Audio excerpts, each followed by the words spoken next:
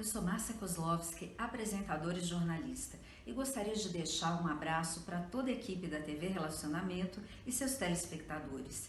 Feliz Natal e um ano novo repleto de alegrias, sucesso, prosperidade e muita saúde para todos nós.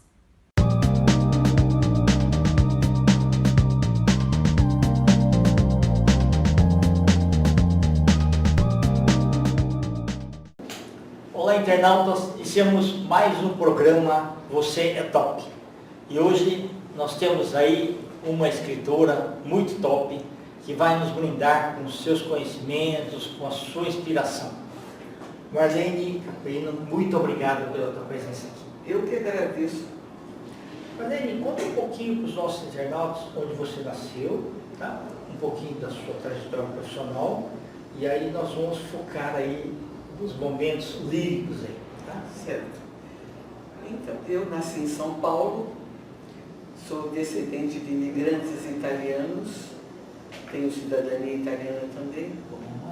Nasci no bairro do Brás, que era, naquela época era o reduto italiano. É verdade. E eu aprendi a amar muito a música com meu pai, que era cantor lírico, e eu fui embalado com música desde a minha mais tenra infância. Perfeito. E meu pai cantava em corais de igreja e eu ia sempre com ele. E esses corais, a maioria deles eram cantores do Teatro Municipal. Então eram trechos de ópera e eu ficava encantada. Desde pequena eu sempre gostei muito de música. Perfeito. Foi isso. Tá ótimo. Marlene, em que momento da sua vida que te deu assim, falou, agora quero começar a escrever? Quando criança você escreveu algumas poesias, se guardava assim? Eu sempre gostei de escrever. E escrevi uma poesia na minha adolescência, mas naquela época eu era muito trágica na poesia, entendeu? Você guardou ou perdeu? Não, guardei. Ah, que bacana. Guardei, sim, guardei tudo. E ao longo da minha vida toda eu sempre escrevi mais crônicas do que poesias. Interessante. Agora, e quando eu pertenço ao Movimento Poético Nacional e à Casa do Poeta também, e lá eu publicava no jornalzinho algumas crônicas. Interessante. E na Casa do Poeta eu tive a oportunidade de ir a Portugal representando o Brasil junto a poetas da Casa de Portugal. E fiquei muito entusiasmada com a recepção que nos foi dada lá, foi uma maravilha. Foi a semana de Cabral, do Brasil em Cabral, a terra em que Cabral nasceu. Então foi uma experiência muito tocante. E lá eu apresentei uns escritos meus, e quando eu retornei ao Brasil, eu fui incentivada a reunir as minhas crônicas e escrever, e publicar o livro. Mas na pandemia, durante a pandemia, foi o que isso aflorou mais. Que bacana, nós vamos falar disso daí. Quando você falou que as suas poesias eram tanto trágicas, teve influência, sei lá, de algum autor mesmo, Camões? Camões. Ah, tá. Então aquele Alma Minha Gentil lá teve um pouco de influência também. Teve. Tá, que é muito bonito, né? Muito bonito. Legal. Mas a adolescência a gente sempre é meio depressiva, meio inseguro, né? E quando eu revi essa poesia que eu escrevi na adolescência, eu não me senti naquele estado de espírito daquela época. E você chegou a publicar a poesia depois? Não, essa não. Ah, vamos publicar, essa Marlene, explica para os nossos internautas o que é uma crônica, para que eles se situem melhor. Uma crônica a gente conta uma passagem da vida da gente, né? Em pequenos, umas 2, 3 páginas no máximo, contando algo que aconteceu conosco. Certo. É diferente do conto, que o conto a gente conta uma história, né? Então essa é a pequena diferença que tem. Ok. Tem cronos, do grego cronos. Certo, aí de cronologia mesmo, né? Exato. Perfeito. Qual foi a sua primeira obra que você foi publicada? No jornalzinho foi uma crônica que eu fiz contando sobre uma passagem minha, que eu tive a oportunidade de ir à terra dos meus pais. Que bacana. E meu pai nunca voltou à Itália, mas ele sempre descrevia muito a igreja onde ele foi batizado e tudo mais. E você vê, às vezes naquela época não tinha nenhuma foto para mostrar.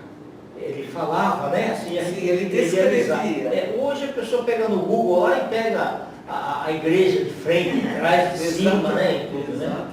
Mas assim, ele instigava você a pensar, né? Sim. Como é que os sinos badalavam lá, ele falava da praça e você inventava o tipo de árvores que tinha, né? Exatamente. Você descreveu exatamente. É a sensação que a sensação que dá.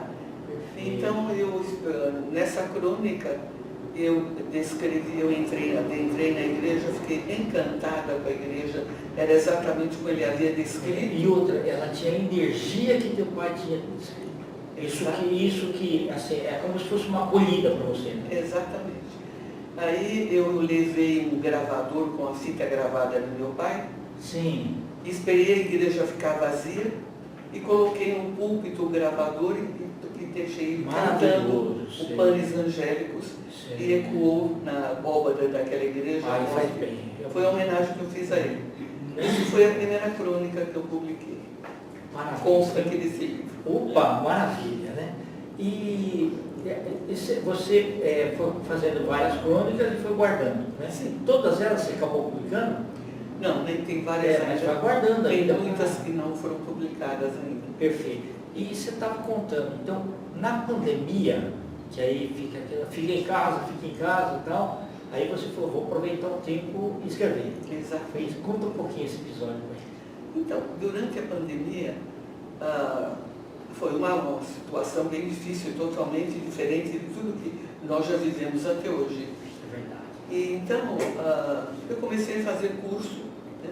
Um curso que chama-se Saúde, Mente e Corpo, e outro curso chamado Supera. Você fazia online? Online. Tá. Online.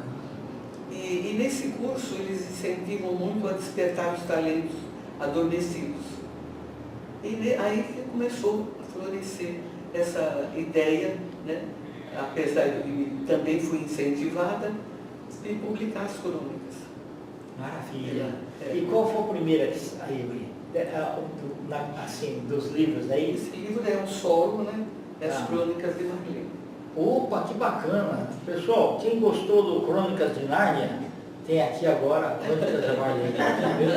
Legal, bacana. E aqui, esse foi durante a pandemia?